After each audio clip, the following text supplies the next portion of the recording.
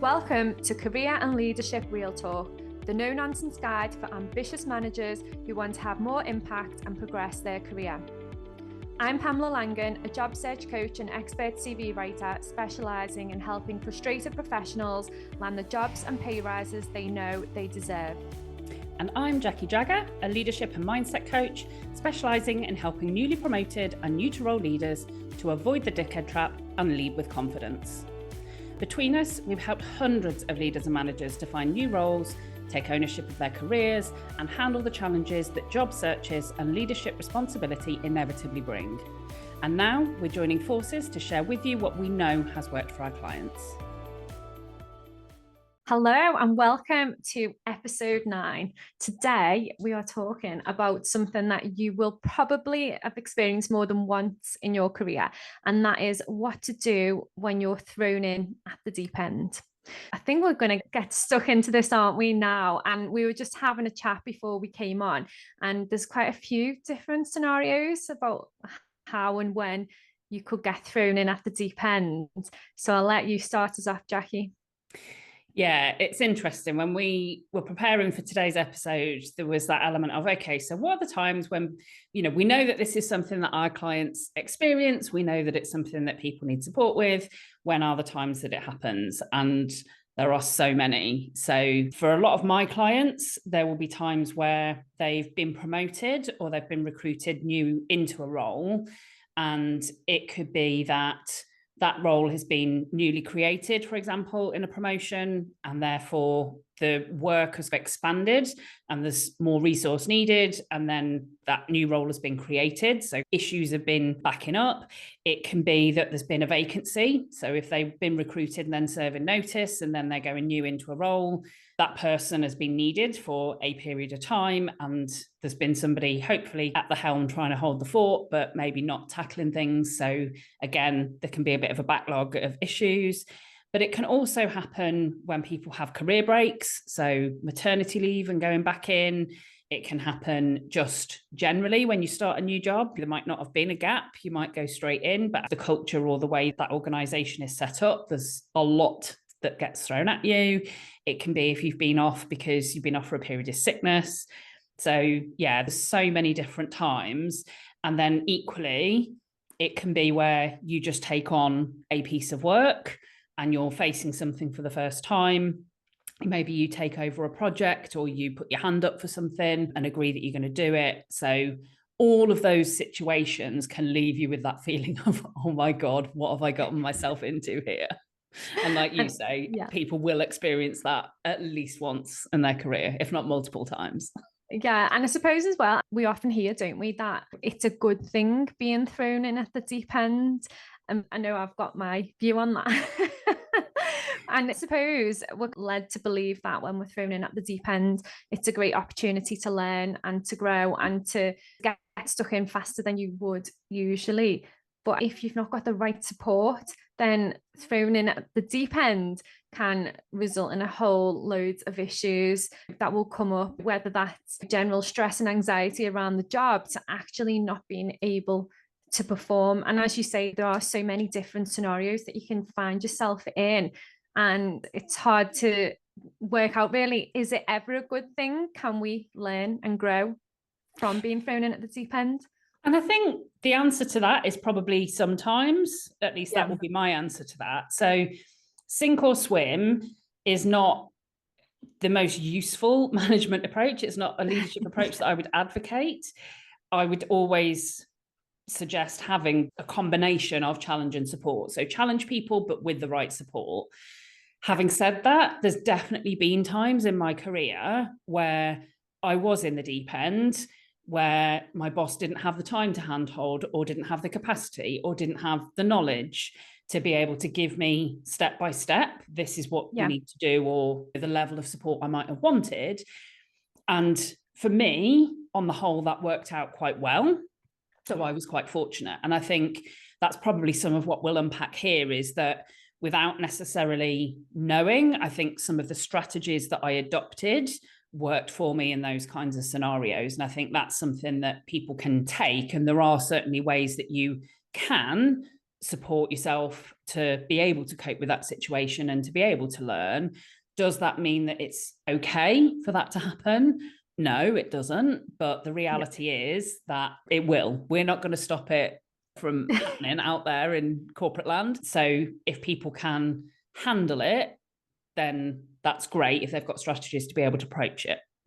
Yeah, because I suppose you either handle it or you drown in it, don't you? And I think a lot of my clients, I see them coming to me for job search support because they're drowning in being thrown in at the deep end, and they've had that sink or swim and they're sinking. They can't cope anymore.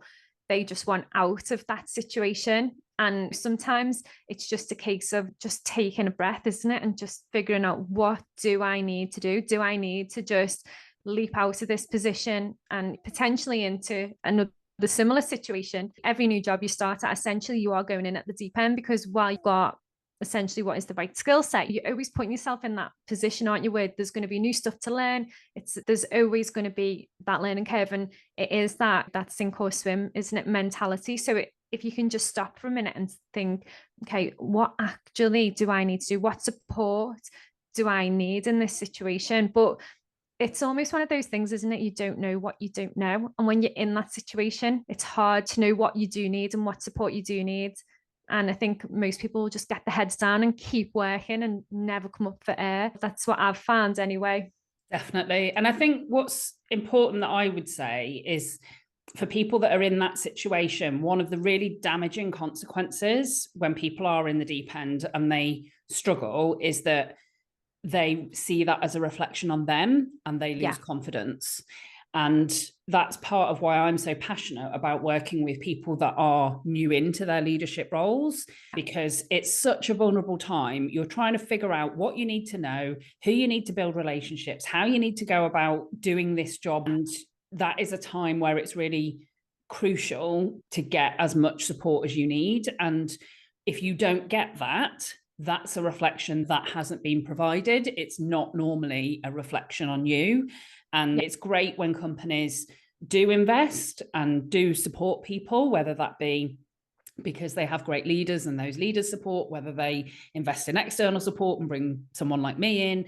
But not every company will do that. And if that situation is too much, that isn't necessarily a reflection on you. And I think it's really important to say that, because I've seen so many brilliant people get a new job, and I'm sure you have as well in your work, either get a promotion, get a new role, and your first few weeks they're buzzing, it's going really well, and then they just hit a wall, their confidence gets shattered, and that's not a reflection on what you're capable of. Just because that situation is throwing you in the deep end and chewed you up and spat you out doesn't mean that you have any less value, doesn't mean that you can have lost what you're able to contribute.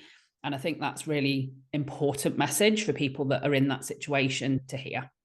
Yeah, and it's any time where, where it's feeling tough, it's a good opportunity to just stop and take stock of what's going on and just remind yourself of why you were thrown in that position, because somebody thought that you would be able to handle that. That person maybe thought they'd be able to provide support at the start, and maybe they haven't now. But that doesn't mean that you can't still ask for that support. That doesn't mean that you can't just stop and say, okay, I'm just going to spend an hour just thinking about what I need to do to move forward. Because the more you kind of find yourself almost flailing around trying to get your head above water, that's the time where your confidence really starts to take a knock. That's a time where you're kind of thinking, I can't do this, or I'm not good enough to be doing this because I should be further ahead, and all of that stuff starts popping in. And actually, sometimes just by taking stock and just thinking, I've been thrown in at the deep end, I accept that, but what support do I need and who do I need to ask for that support? If your manager is not being supportive, then it's who else is there? Depending on what situation you're in at work, who else could provide that support? Or actually, is it somebody externally, like what you were saying with your leadership academy? That's a perfect opportunity for newly promoted leaders to get that support that maybe they can't get from work because they don't want people to know the areas that they're lacking in. They can't ask other people for support because they're seen as they should be already working at a certain level. And it's really hard, isn't it? And especially when you are a newly promoted leader, you don't want to be seen to not have all the answers, to not be able to lead, you know, in a way that motivates and, you know, is creating that high performing team and everything. And sometimes you do just need that little bit of external support, somebody that you don't work with, somebody that has got experience that can give you that guidance and help you figure out what it is that you need to do next. Because sometimes it's just like, what do I do next? There's so many things, it's so overwhelming. And it's like, what do I need to do? How do I prioritize it? Because I think when you get stressed, some of those simple things that you would do, like prioritizing and setting boundaries, it kind of goes out the window because you're just in that stress response. You're setting off the neuroscience geek in me now.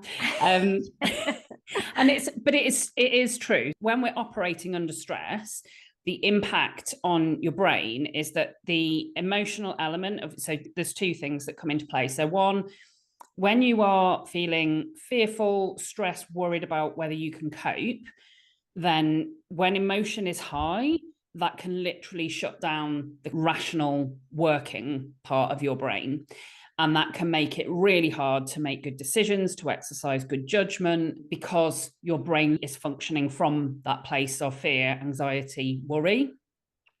The other thing that can happen alongside that is that when you are operating with that continued exposure to stress, you're constantly wearing down the energy, because your brain function is one of the biggest uses of energy. And essentially, it's kind of, if you think of it like a battery, you know, when a battery is low on charge, effectively that's what you do, and you're depleting unless you can get yourself to a situation and a way to actually put some charge back in, then that situation is not going to resolve itself. And that's where you see those signs of burnout, where you see those signs of just emotional and adrenal fatigue that is so common for people to experience when they're having that situation, when they're kind of constantly just feel like you're fighting a losing battle. So have you got a personal experience then to share of when you've felt that you've been thrown in the deep end and what worked for you to be able to work through it? Yeah, definitely. I've probably got hundreds, hundreds of examples, but one specific one would be when I moved into more of a change role. So I've come from a senior management position, but then I'm thrown in to a situation where all of a sudden I'm expected to understand the project life cycle and how business analysis works and all of this good stuff that goes with change. And because I was in that senior position, I was expected to have all of those answers, but I'd not yet been on any of the courses. You know, they'd spotted something in me. They wanted to move me over into that role, but they hadn't given me the support and the training that I needed at the start. So I was thrown in, given a project, and I honestly didn't know where to start. But it was like, right, now we need the status updates. Oh, and by the way, you need to create your status update. So it's not just you've got to do the status update, you need to create like a dashboard, you need to do all of this stuff. And I was like, well, I've never needed to do that before. And it was almost like, so I was working all kinds of hours. I was going home. I was logging back onto my laptop. And in the end, at the time, we weren't married, but my fiance at the time, who's now my husband, was saying to me, you can't keep working this many hours. Why do you need to work this many hours? And I was like, because I've got to learn and I've got to do the job as well. So he was like that. You're literally not getting 5 minutes. You're coming home from work, you're not even eating properly, you're getting back on your laptop, then you're going to bed and you're up and out early, you know, you're going to burn out. Anyway, that continued for a while. And then it was when I got to the point of like almost burnout. And it was when I seen my mum had took a picture of me at a family gathering and I looked absolutely shattered and I had makeup on and everything. So I thought I looked all right, but the picture showed otherwise. And I was like, something has got to change. And that is when I literally went in on the Monday morning and took the whole of Monday morning to work out what I needed to do, what I needed to learn, what I needed support with, what I needed to do next. Really, I just needed to create a plan rather than trying to do everything and just trying to blast through this to-do list that I had, just building and building and building. You know, it just felt like it was never ending. So I moved away from the to-do list and just blocked out periods of time where I'd focus on different things. And part of that focus was time to learn, you know, booking in meetings with my manager as well, to just say to him, this is where I'm up to, and this is the support I need from you as well, because I'd avoided meeting with him because I didn't want him to know that I wasn't on top of things. But I was never going to be on top of things because I didn't know what really I should have been on top of. So just kind of taking that morning out to just take a breath and just say it stops now, and the world's not going to stop spinning because I'm just having a few hours to plan and figure out what I need. And then on the back of that, I was able to ask for the support. I was able to book in to the training courses that I needed. I was able to speak to a few stakeholders who were able to explain more in depth about the projects and the changes I was delivering for me to understand them. And from that point on, anything that I was allocated, I wouldn't start working on it until I fully understood what was going on and what support I was likely to need. Obviously, as you go through, there's always something else, but it was always that initial part where I was like, what is the expectation? What are the time scales? What are your personal expectations? Not just what the business expects me to deliver, from my manager's point of view, and making sure that I understood that so I could work backwards and make sure I had the right support or the right resource allocated to me as well. I think I was doing the job of about 3 people before I took stock and was like, I need to stop and ask for that resource. And I asked for the resource, I was given the resource. And it was as simple as that. I asked to go on the training courses. I was given a code to book the training courses. So it was almost like I was a barrier to my own success. I just needed to figure out what I needed. I asked for it, I got it. It was as simple as that. It's not always that simple, I know, but in that situation, it was just about me understanding or figuring out what I thought I needed and asking for it. And I think I would unpack a few bits from what you've shared within that story, because I think there's some real great nuggets for people that are in that situation. So one is when you felt thrown in the deep end, lacking in knowledge and lacking in capacity, the initial response, which I think is so common, was to try and work your way through it. Do more hours, work harder, work longer, keep going, and feel like by doing that, eventually things will start to figure themselves out. And that rarely works. When you feel overwhelmed, it's a sign of too much. Working harder is not the way to resolve overwhelm. So when you least feel that you have it, is the time that you most need time to think and to plan. So in creating that for yourself, and like you said, it was half an hour on a Monday morning. It wasn't a case of that you had to go away for 2 weeks on a retreat and spend time chanting or anything like that. You spent half a day of getting your head in a good place and understanding what actually needs to happen here. So I think the first thing that I just wanted to unpick was that bit about the need to have the antidote to overwhelm, which is to pause. And that does feel counterintuitive when you've got 1,000,001 things on your plate. It's normal reaction is keep on trying to work yourself through. It doesn't work. So stop sooner rather than later. I think the other thing that I would pick out was that element you were describing, which I think is so common, of feeling really uncomfortable asking for help and support in the initial stage, feeling like you should know this, you've been promoted, you've been given this job, you've been trusted to do it.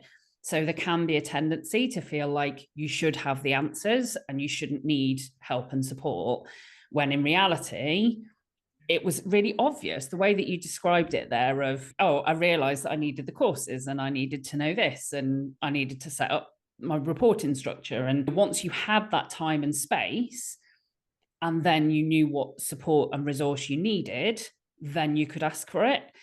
And I think people sometimes work out that they need it, but still feel hesitant to ask for it because it feels like an admission of failure or not being good enough. So I think that aspect is really important. One additional point that I think I would add to what you've shared is the importance of being really specific. And I think you alluded to that when you started talking about breaking things down. And I think, again, it's very easy when you've been thrown in the deep end and everything feels too much to just feel this kind of overarching sense of stress, anxiety, unease. And when you're in that place, it's really hard to come up with solutions because what you're focusing on is that big situation rather than the specifics.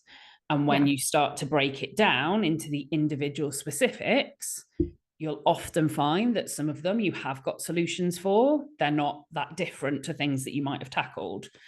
So I think that bit is really crucial, that as soon as you start to get specific about the problem you want to solve, your brain's like, okay, here's a solution for you.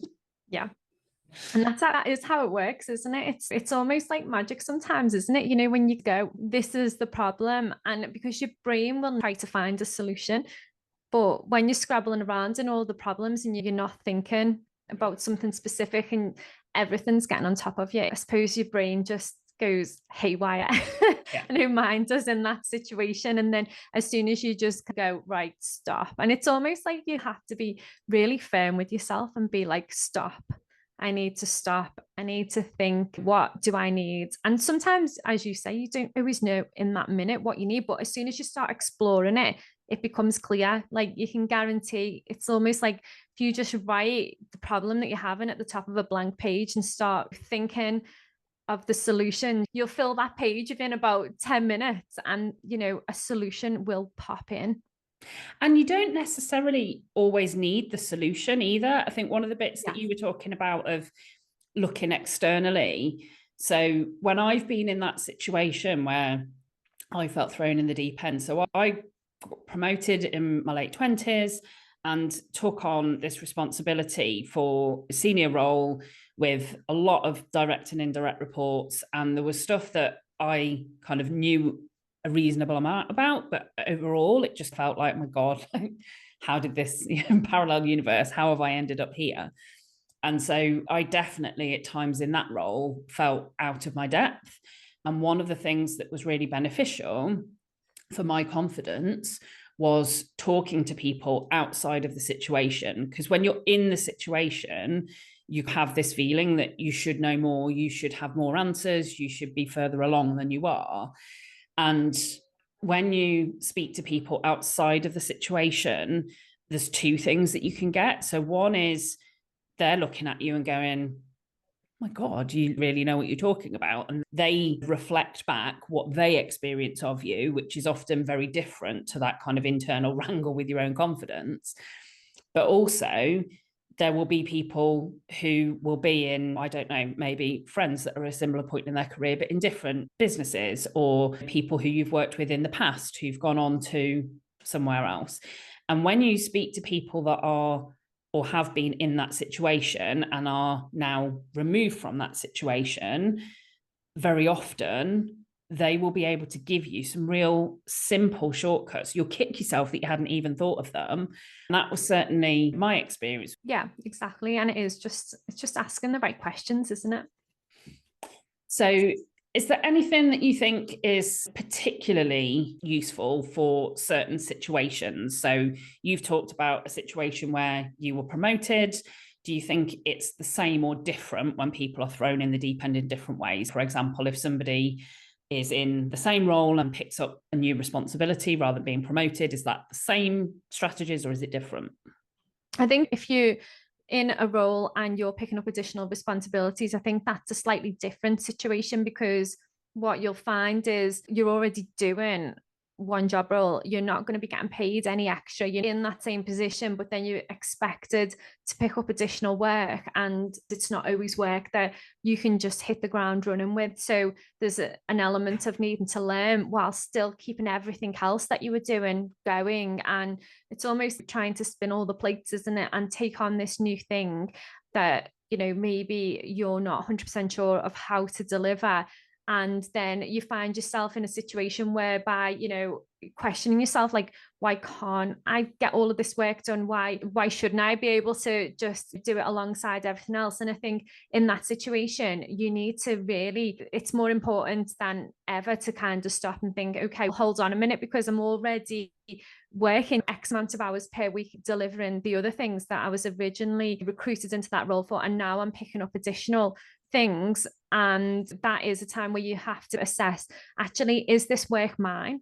Does it actually need to sit somewhere else? Or is it something that I can use to progress? Because sometimes when you're thrown in at the deep end, it is an ideal opportunity to learn and to grow. So you can use it to your advantage. But if it's just going to be putting additional pressure and stress onto you and there's no real benefit, then, you need to be asking yourself, is the benefit of this? What am I going to learn from it? And if there isn't anything and it is just going to cause additional stress, then it's almost like, okay, you need to start thinking about speaking to your manager, maybe pushing back, asking for resource, asking for the support that you need in a slightly different way, because it's a different type of pressure to when you're new into a role. Totally agree. When you're going into a role, often the feeling of being in the deep end is because you lack all of the knowledge and understanding that you need of that situation, that context, those people, that business, whatever it may be. Whereas when you take on additional responsibilities, and I think, again, this can be a situation where people inadvertently fall into the trap of they take on more and they're ambitious and they want to progress and they're, yeah, I know that I can do that. I know I can deliver on that. So I'll gladly take that on. And they think about what else they're taking on, but what they don't think about is, what am I going to not do or do less of? How am I going to create the capacity to do this and do it well?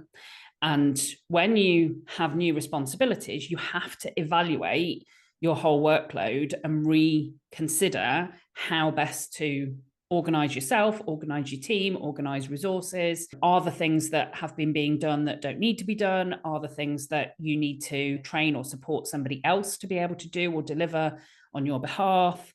And in an ideal world, you want to be doing that on an ongoing basis so that you're creating capacity, so that when the right opportunities come up, you can be in the frame and say, yes, I'll take that. Let me take that on.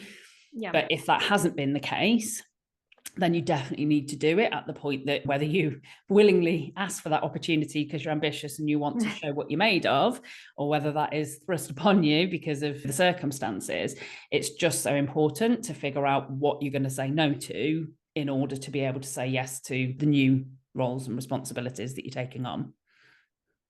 Yeah. Is there any kind of final points then that you want to cover before we wrap up? Hopefully there's been some kind of practical points that have come out already. Is there anything extra? I think the main thing is, for me, if you are feeling out of your depth, if that's starting to make you think, I need to get out of this position, I need to get out of this company, if you're starting to feel like that, it is just a really good time to just stop and just think about what is going on, what is causing you to feel like this. Is it because there's lack of resource, or is it because I need to pick something up because maybe it's a new thing or it's a project that needs delivering or whatever it is? And it's just about really asking yourself those questions when you're feeling out of your depth.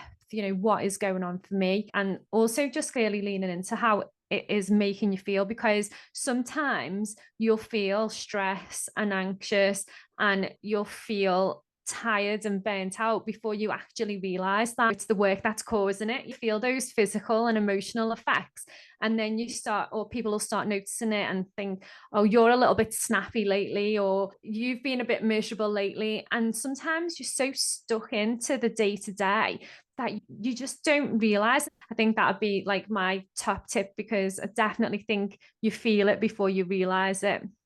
Definitely. And I certainly recognize that. I have been there, and hindsight's a wonderful thing. But at the time, it is, like you say, it's often those other things that you notice, the tiredness, how you're more emotional than normal or more snappy than normal, and those kinds of symptoms.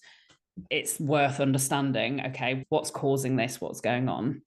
I think probably the other thing that I would add is that it's what can be really useful to help you feel back in control is to really figure that plan through and take ownership of bringing that to your boss. You can really kind of prove your worth in that situation by taking ownership of showing the initiative and going to your boss and saying, this is the situation, this is what I've identified, this is as far as I've got. You don't have to have it all detailed and every single thing, but what that really can do is turn that around from a situation that can be really damaging to your confidence to one where your boss is, oh my God, actually, I hadn't realized quite how much I was asking, or yeah, that's really fair. And where you make it easy for them to feel more comfortable and more confident that even when you don't have all the answers, you have a process and you're taking ownership of finding the answers.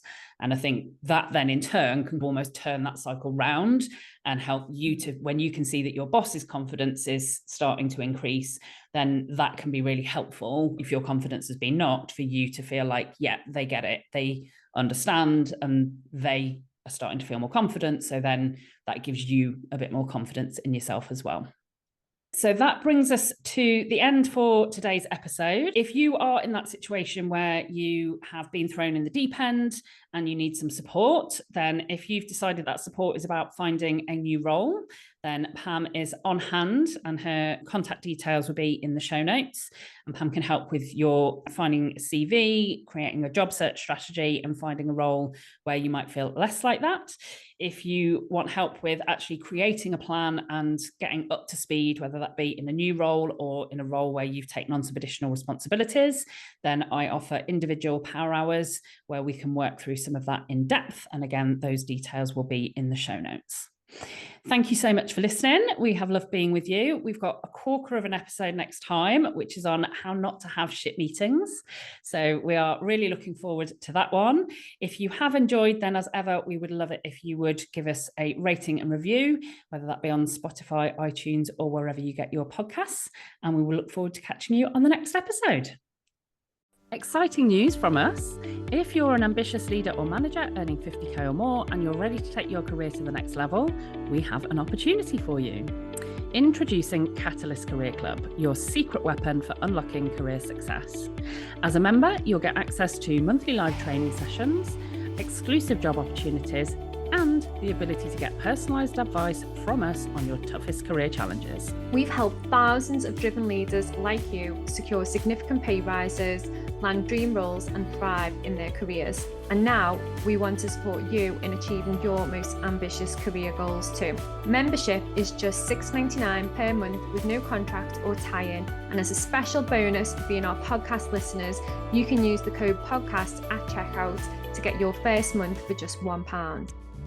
Head over to pamelalangan.com/Catalyst Career Club to sign up now, and we'll see you inside.